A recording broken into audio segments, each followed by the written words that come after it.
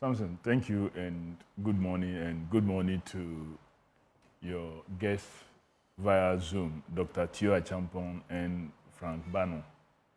But seriously, you were right. And Dr. Bano attempted to present a picture that truly doesn't exist.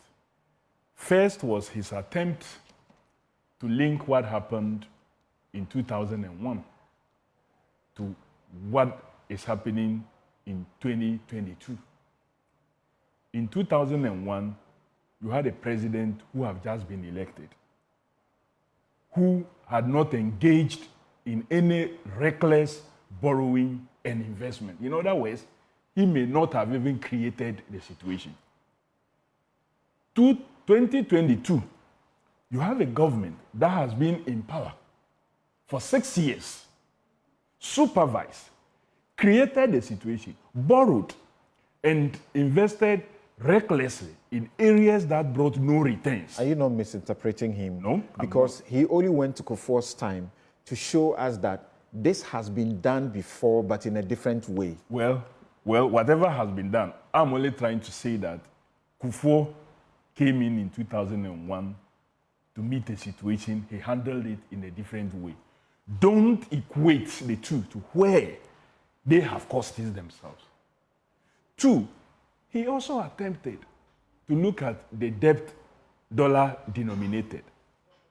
Good to do that, but that is academic dishonesty. One group, Mills Mahama, borrows, invest appropriately, so they are able to manage the depreciation of your currency. In other words, another one comes, borrows, and mess it up. So your CD depreciates so much that your debt value in terms of CD goes so high. Then what you do is to try now converting that debt into dollar in order to bring it so down. So when you compare to what existed before, you say, oh, the borrowing after all have not been much if you compare to what you leave out is what Dr. Bamia calls, is it the triple whammy? Okay. You see, what we must acknowledge about the impact of COVID and the impact of the Russia-Ukraine war. Samson, the Auditor General's special report on audit, as far as COVID is concerned, makes nonsense of anyone who says COVID is to blame for what happened to us. Even before COVID, we were already having challenges. Why? When COVID itself came as a disease, what were we being told? That persons with underlying conditions suffered more than those without underlying conditions. So if your economy had underlying situations, COVID, of course, will come and make your situation worse. The data shows that before COVID, Ghana was in a bad situation. Immediately we exited the IMF program.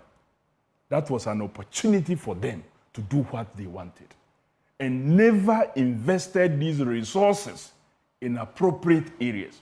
Of course, the funds that came in during the COVID period, the Auditor General's report, which the Public Accounts Committee of Parliament is even yet to interrogate, demonstrate clearly that the government did not invest right. They did not utilize the COVID funds appropriately. You actually say COVID was a blessing.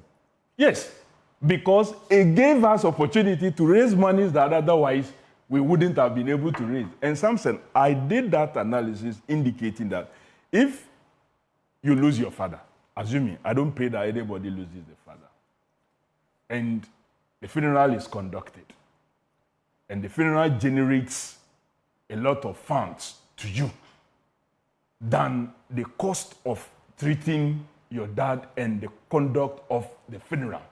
You cannot, 5 months later, come to tell me you are unable to pay rent because you've lost your dad. Especially if you got $1 million from the funeral. Exactly, you got $1 million from the funeral. So And if you look at the Auditor General's report on COVID monies and how it was expended, this government have no excuse to blame that. Not too long ago, you see, they say, he who the gods want to kill, they first make mad. Not too long ago, our president was in Ukraine. Doing what? Begging for help. The same Ukraine that you say is the reason for your problem. You are there begging them. I didn't pay attention to that, but did the president go to Ukraine to beg for help? Well, what was he there doing? Who goes to Ukraine to beg for help at this time? Was he there to solve their problem? Was he there to solve their problem? The Russia-Ukraine that has been mentioned severally, which forced the Russian embassy in Ghana here to issue a statement and to give clear indication as to the trade arrangement between them and Ghana, and to indicate that Ghana should stop citing Russia-Ukraine activity as a reason for their problem. This usually do not happen. But Samson, it has happened under this government. You see, the whole debt deal, well, it's good that you have some kind of reprieve for servicing of interest and what have you. But like you rightly said, it's more like you are postponing the slap that you are supposed to take that inevitably you will take. But my biggest fear, Samson, is how this government utilize funds that is available to it. You remember what Mills Mahama administration did when they got some funding? They invested in targeted areas. Example, one key example I'll give you, the Atuabo gas. Before that investment, we used to spend over $300 million every year importing gas, if not more.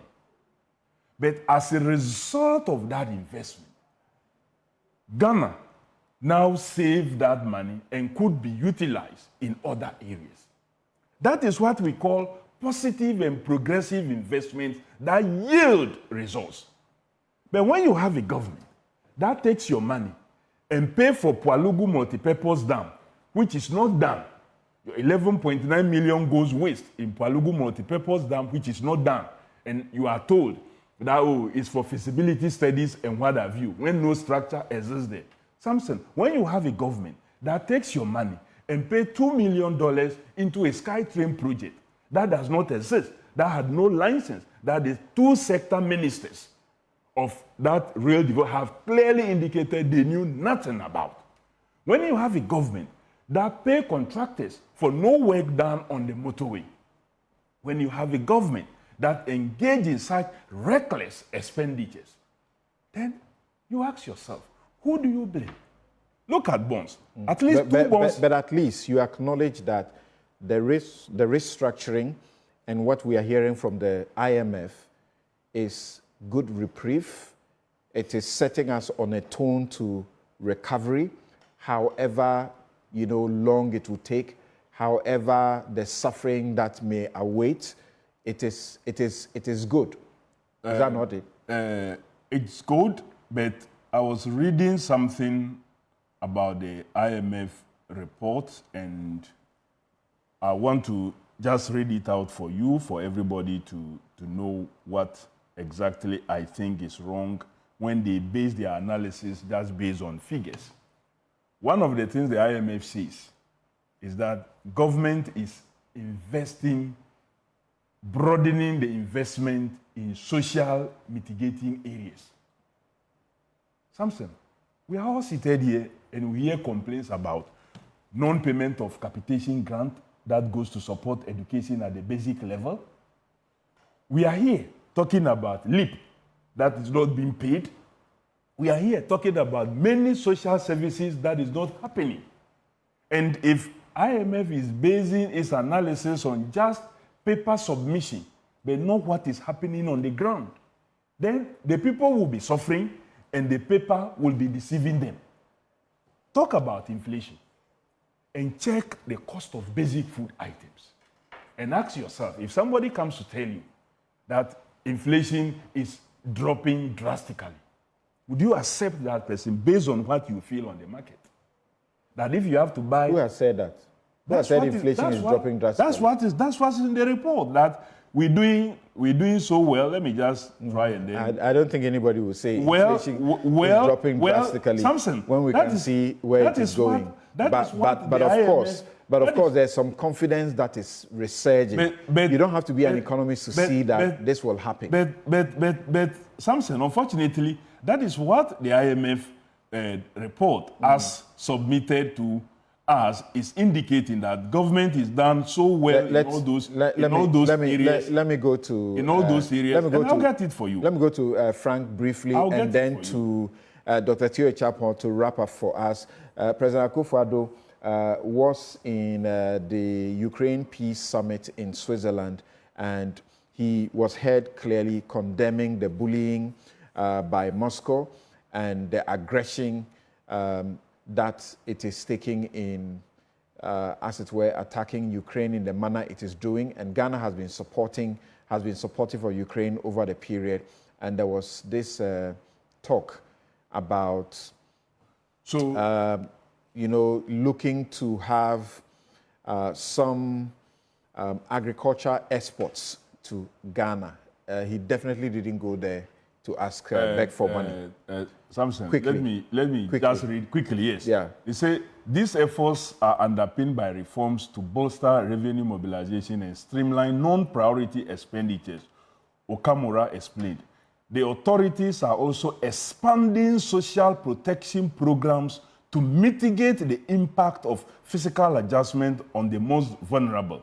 The Bank of Ghana maintained a prudent monetary policy stance to sustain a rapid reduction in inflation and took steps to rebuild international reserves. Okay. This is what the IMF, these are the basis upon which is commending government. And I'm not the one saying, I'm saying that the reality we have on the ground does not match this kind of statements.